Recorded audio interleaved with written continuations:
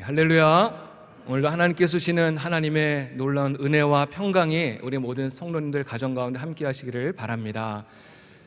사람들이 즐기는 그 많은 스포츠 가운데서 인간의 한계를 도전하는 그런 스포츠 경기가 있습니다. 뜨거운 사하라 사막을 달리는 오지 레이스라고 하는 경기가 있는데요, 이 경기는 7일 동안에 약 250km를 달려야 하는 그런 경주입니다. 근데 많은 선수들이 이 경주에 출전했다가 잘 달리다가 갑자기 쓰러져서 사망하는 경우가 있습니다. 그 원인이 무엇이냐면은 탈수 증세 때문입니다. 탈수 증세 때문에 달리다가 쓰러져서 사망에 이르는 것입니다. 근데 분명히 선수들은 물통을 들고서 달리고 있음에도 불구하고 탈수 증세를 보이는 것입니다.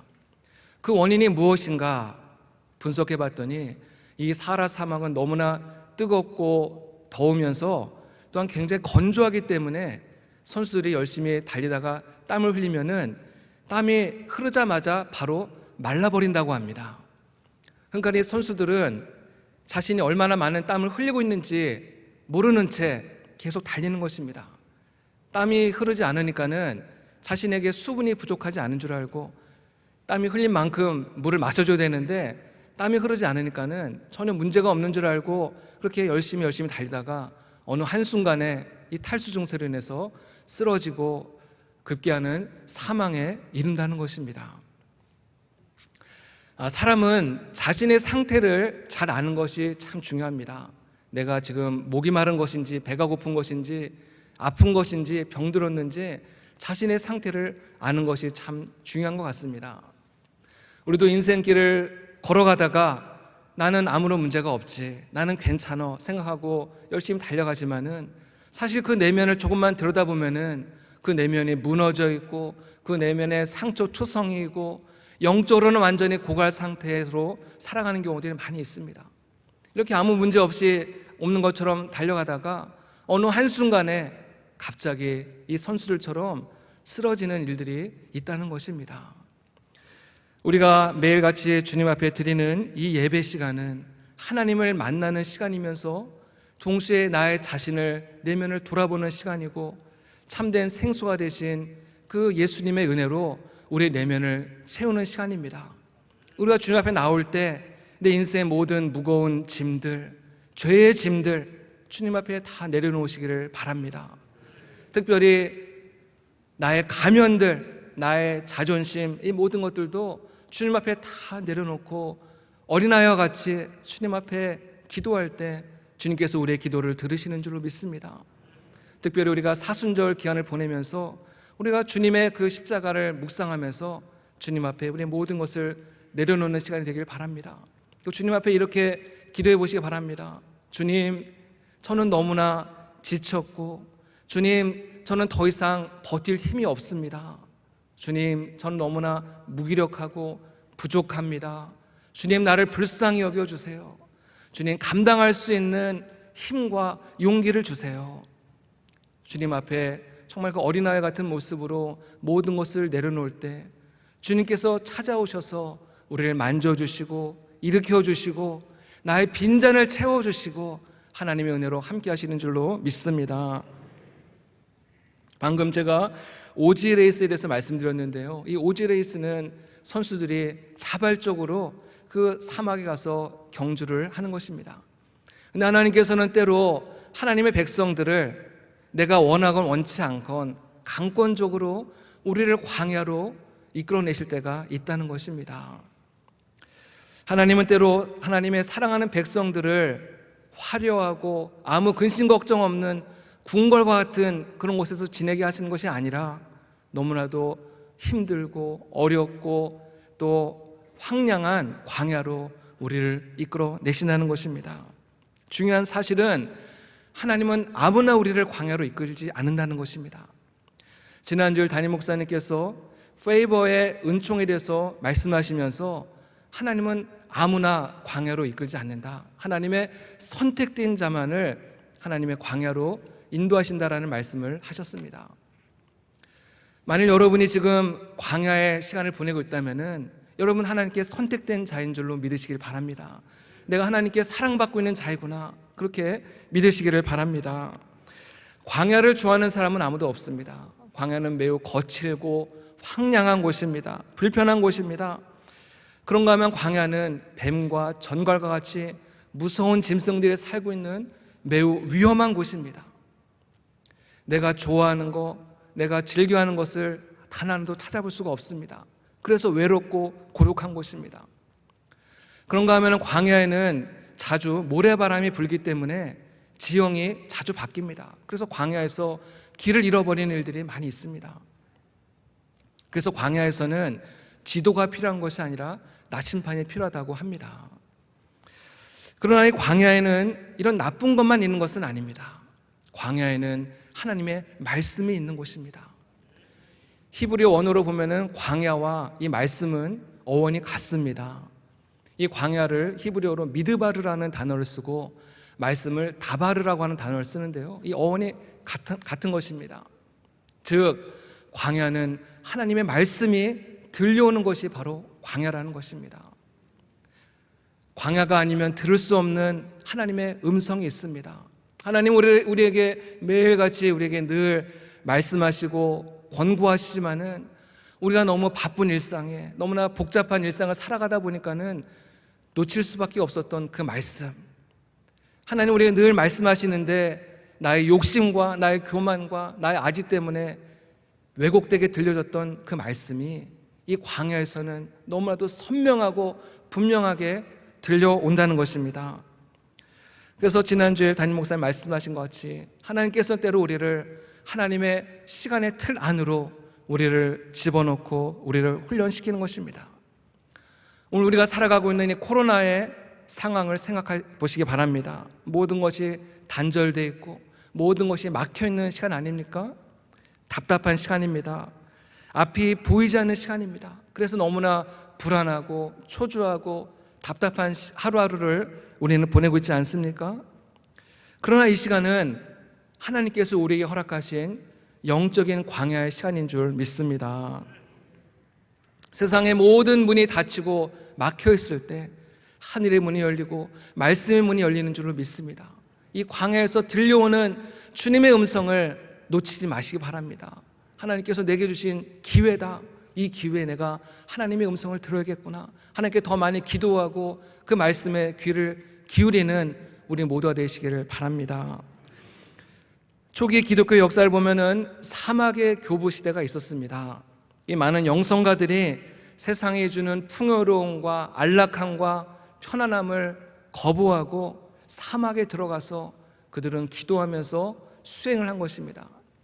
안토니오스라 같은 이 교부는요, 굉장히 부자였는데 예수님의 말씀을 따라서 그 모든 재산을 팔아서 가난한 자들에게 다 나누어 주고 그는 사막에 홀로 들어가서 최소한의 음식만 먹어가면서 수행을 했다고 합니다. 우리도 이 광야의 영성을 배워야 합니다. 그렇다고 해서 우리 모두가 다 직장 그만두고 산으로 들어가라는 것은 아닙니다. 그것은 하나님이 기뻐하신 뜻도 절대 아닙니다. 우리의 삶 속에서 영적인 광야를 만드는 것입니다. 내 마음을 하나님과 만날 수 있는 영적인 광야로 만드는 것입니다. 지난주에 사순절 기도 골방 만들기 포스터를 나눠드렸는데요, 우리의 영적인 골방을 만드는 것입니다. 아무도 방해받지 않는 주님과 나만이 만나는, 홀로 주님과 독대하는 그 골방, 영적인 광야를 만나서 거기서 주님을 깊이 만나고 주님의 음성을 듣는 그런 영적인 광야의 시간이 있어야 될 줄로 믿습니다. 처음에는 힘들고 처음에는 좀 졸리기도 하고 힘들지만요, 이 시간을 꾸준히 지속적으로 이어갈 때 주님께서 그 시간을 통하여서 우리를 찾아와 주시고 만나 주시고 회복의 은혜를 주시는 줄로 믿습니다. 하나님께서 우리를 광야에서 훈련시키시는 목적이 있습니다. 그 목적은 우리의 육적인 것은 다 약해지게 만들고 영적인 면은 강하게 만들기 위한 목적이 있다는 것입니다. 이 광야 훈련을 통해서 나의 자아와 고집과 아집과 욕심과 탐심과 음란한 마음과 교만한 마음과 나의 모든 자존심 다 죽어지고 오직 내 안에서 예수 그리스도만이 살아나는 그런 그런 능력을 경험하는 것이 이 광야 훈련의 중요한 목적이라는 것입니다. 오늘 2절 말씀에 보면은 하나님께서 이스라엘 백성들을 40년간 광야의 길을 걷게 하신 것은 너를 낮추시며 너를 시험하기 위함이라고 말씀하고 있습니다. 광야는 하나님이 나를 낮추시고 하나님이 나를 시험하는 곳이라는 것입니다. 어떤 분은 광야를 만나면은 사람을 탓하고 원망합니다. 또 어떤 상황과 환경을 탓하는 일도 많이 있습니다. 근데 오늘 말씀해 보면은 어떤 사건이나 어떤 사람이 나를 낮춘 것이 아니라 하나님이 나를 낮췄다는 것이, 하나님 나를 낮추시고 하나님 나를 시험하는 곳이라고 말씀하고 있습니다. 다윗은 이것을 너무나 잘 알았던 것 같습니다. 사울 왕이 그를 죽이려고 얼마나 이제 달려들 때 성경에 보면 한 번도 이 다윗이 사울 왕을 원망하거나 불평했다는 기록이 없습니다. 저 사울이 나를 죽이려는 것이 아니라 하나님이 나를 광야에서 훈련시키는 것이구나. 다윗은 모든 것을 하나님의 관점에서, 영적인 관점에서 받아들였기 때문에 그는 사울을 미워하거나 사울에게 원망하거나 탓하거나 그러지 않고 자신에게 주어진 이 광야 훈련을 그대로 받아들이면서 하나님의 때를 기다리면서 눈물로 광야에서 시간을 보냈던 것이죠. 우리도 살아가다 보면은 영적인 사울 왕을 만날 때가 있습니다. 나를 어렵게 하고 내 믿음을 흔들고 나의 삶을 황폐하게 만드는 사람을 만날 때도 있고 어떤 상황과 환경을 만날 때도 있다는 것입니다. 이때 우리는 사울을 원망하고 사울이 빨리 없어지기를, 물론 그것도 기도해야겠지만은 더 중요한 것은 하나님께서 나를 낮추신 목적이 무엇일까? 나를 하나님께서 왜 이런 광야를 만나게 하셔서 나를 시험하시는 걸까? 우리가 좀 하나님의 마음으로 자신의 상황을 한번 돌아보시기 바랍니다. 이 훈련을 통해서 정말 내가 끊어야 될 잘못된 것은 없을까? 또 이 훈련을 통해서 하나님께서 나를 보다 더 깊은 기도의 자리로 부르시는 것은 아닐까? 그 광야에서 들려오는 하나님의 음성을 듣는 시간이 되시기를 바랍니다. 오늘 3절 말씀에 보면은 하나님께서 광야길을 걷게 하신 이유는 사람이 떡으로만 살 것이 아니요 하나님의 입에서 나오는 모든 말씀으로 살게 하려 하심이라 말씀하고 있습니다. 하나님은 이스라엘 백성들을 광야 40년 기간 동안에 만나와 메추라기로 그들을 먹여주셨습니다. 이스라엘 백성들은 광야에서 음식을 먹으면서 음식만 먹은 것이 아니라 하나님의 말씀과 하나님의 사랑도 함께 먹었던 것입니다. 이스라엘 백성들은 그 만나와 메추라기를 먹으면서 하나님께서 이 광야길에서 오늘도 우리들을 고아와 같이 버려두지 않고 우리를 이렇게 먹여주시는구나, 우리와 함께 하시는구나, 그들은 하나님의 사랑을 경험하는 것입니다.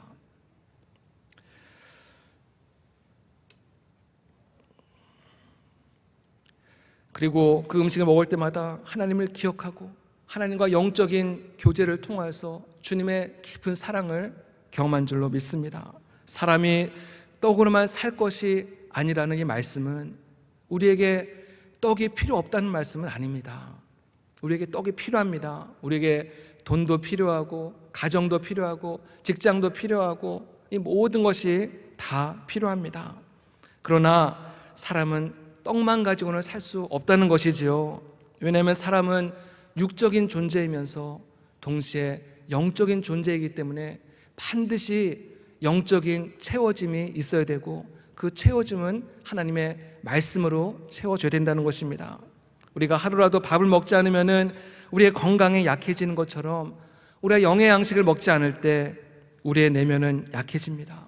아무리 좋은 것을 누리고 살아간다 할지라도 그 마음에 만족이 없고 그 마음에 기쁨이 없고 늘 원망과 불평 속에 살아가고 두려움과 불안 속에 살아간다는 것입니다. 패배감 속에 살아간다는 것입니다. 날마다 하나님의 말씀과 기도로 우리의 영적인 무게를 채워가시는 우리 모두가 되기를 바랍니다.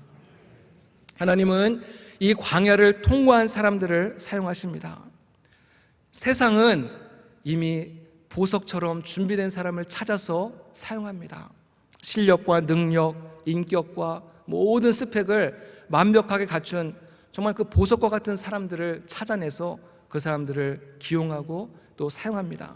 하지만 하나님은 무가치하고 굴러다니는 돌과 같은 이러한 사람들을 찾아서 보석과 같이 사용하십니다. 예전에 담임 목사님께서 다이아몬드가 만들어지기 위해서는 세 가지의 과정이 반드시 필요하다고 말씀하셨는데요. 첫 번째는 뜨거운 열이 필요하고, 또 두 번째는 압력, 엄청난 압력이 필요하고, 세 번째는 재련의 과정, 깎여지는 과정이 반드시 필요하다고 말씀하셨습니다. 이 재련의 과정이 결국은 우리가 영적으로 광야에서 훈련받는 과정 아니겠습니까? 여러분, 사울 왕과 다윗 왕의 결정적인 차이가 무엇인지 아십니까? 다윗 왕은 왕이 되기 전에 광야에서 오랜 시간을 보내면서 훈련을 받았습니다. 우리가 실패하고 완전히 망하면은 바닥을 친다라는 그런 표현을 쓰지 않습니까? 이 다윗은 그야말로 완전히 바닥을 경험한 사람입니다. 그의 인생에 다시는 기억하고 싶지 않는 그런 시간일지도 모르지만은 이 시간이 다윗이 다이아몬드 같이 탄생되는 그런 시간이었다는 것입니다. 반면에 사울 왕이나 다윗 왕의 아들이었던 솔로몬 왕에게는 광야의 시간이 없었습니다. 그래서 어려움이 찾아올 때 다윗은 그 어려움 가운데서도 그 모든 어려움들을 이겨내고 또 극복하였지만은 사울 왕과 솔로몬 왕은 어려움이 오고 시험이 오고 또 유혹이 왔을 때 그들은 이겨내지 못하고 그냥 무너지고 말았다는 것입니다. 광야의 시간을 보낼 때 원망하거나 불평하지 마시기 바랍니다. 낙심하지 마시기 바랍니다.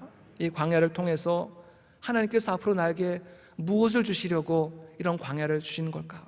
우리가 앞을 보시기 바라고 또 멀리 내다보시기 바랍니다. 당장 눈앞에 닥친 문제와 사건과 상황을 바라보면은 우리는 넘어질 수밖에 없고 낙심할 수밖에 없지만요, 멀리 보시기 바랍니다. 멀리 볼 때 거기에서 하나님이 주시는 능력을 경험하게 되고 은혜를 경험하는 줄로 믿습니다. 미국에 강철왕 카네기가 있습니다. 이분은 굉장히 가난한 가정에서 태어나서 굉장히 많은 이제 고생을 했는데요. 이분이 청년 시절에 세일즈맨으로서 집집마다 이제 다니면서 물건을 파는 일을 했습니다. 나로는 이 카네기의 마음이 참 굉장히 영적인 슬럼프가 찾아왔습니다. 하는 일도 제대로 안 되고 낙심되고 내가 평생 이렇게 살다가 끝나는 것은 아닌가, 참 모든 것이 마음이 어렵고 복잡하고 답답한 그런 시간이 찾아왔습니다. 그런데 하루는 어느 노인 댁에 이제 방문했다가 그 노인 댁에 걸려있는 그림 한 점을 이제 보게 됩니다. 그 그림은 어떤 특별히 예술적인 가치가 있는 그림은 아니었습니다. 하늘은 굉장히 어둡고 캄캄하고 또 배 한 척이 있는데 너무나 초라한 배 한 척이 이제 물이 빠져나간 그 갯벌에 배 한 척이 이렇게 쓰러져 있는 그런 모습이었습니다. 이 카네기는 그 배를 보면서 저 배의 모습이 참 내 모습과 같다, 너무나 참 초라한 그런 배의 모습, 무기력한 그 모습을 보면서 참 내 모습 같다, 이제 그런 생각을 했는데요. 근데 그 그림의 밑에 이 그림의 제목이 있었는데 이 제목이 이 젊은 카네기의 마음을 사로잡았습니다. 그 제목이 무엇이냐면은 반드시 밀물은 온다. 반드시 밀물은 온다. 예, 이 카네기의 마음이 막 뛰기 시작합니다. 집에 가서 잠을 자는데 그 문구 때문에 너무나 가슴이 뛰어서 잠이 오질 않는 거예요. 그래서 다시 그 어르신의 집에 찾아가서 어르신께서 돌아가실 때 이 그림을 좀 저에게 주실 수 있겠냐고 정중하게 부탁을 했고 또 그 어르신이 이제 허락을 해줬어요. 그래서 이 그림을 나중에 소유하게 됐는데, 그래서 이 카네기가 젊은 시절에 많은 것들을 도전하고 실패하고 낙심될 때마다 이 그림을 보면서 밀물은 반드시 온다, 그 그림을 보면서 다시금 용기를 내고 다시금 도전했을 때 그는 훌륭한 철강 회사를 설립할 수 있었고 성공한 사람이 될 수 있었다는 것입니다. 밀물은 반드시 온다. 여러분, 밀물이 다시 오면요, 쓰러져 있던 그 배가 어떻게 됐습니까? 그 물의 힘으로 다시금 일어나게 될 것이고 망망대해를 향해서 힘차게 나아갈 것입니다. 우리 인생도 때로 정말 이 배처럼 쓰러져 있고 넘어져 있는 것 같지만은 하나님의 은혜의 물결이 우리에게 다가올 때 우리는 다시금 일어나게 될 줄로 믿습니다. 우리는 다시금 하나님의 정말 그 위대한 사명을 위해서 우리는 앞을 향해 담대하게 나아갈 줄로 믿습니다. 그러므로 우리는 포기하면 안 됩니다. 하나님 앞에 날마다 기도하고 하나님 때를 기다리면서 이 광야 기간에 하나님의 음성을 듣는 일에 집중할 때 하나님께서 때가 되면 반드시 우리를 높여주시고 은혜로 함께 하실 줄로 믿습니다. 우리는 오늘도 이 코로나의 길을 걸어갑니다. 언제 종식될지 알 수 없는 길, 안갯길과 같이 앞이 보이지 않는 길을 오늘도 우리는 걸어갈 것입니다. 우리는 하루속히 이 코로나의 재난이 빨리 종식되기 위해서 기도해야 됩니다. 동시에 우리에게 주어진 이 시간을 의미 없이 죽은 시간으로 보내는 것이 아니라 이 시간을 통해서 하나님께서 내게 들려주시는 말씀이 무엇인지, 음성이 무엇인지를 우리가 귀 기울여 듣고 기도와 말씀의 무게로 채워가는 우리의 모두가 되기를 바랍니다. 그러면은 그것이 코로나 이후에 우리에게 큰 영적인 자산이 되고 능력이 될 줄로 믿습니다. 오늘 하루도 오늘 주신 말씀을 통하여서 승리하는 복된 하루가 되시기를 간절히 바랍니다.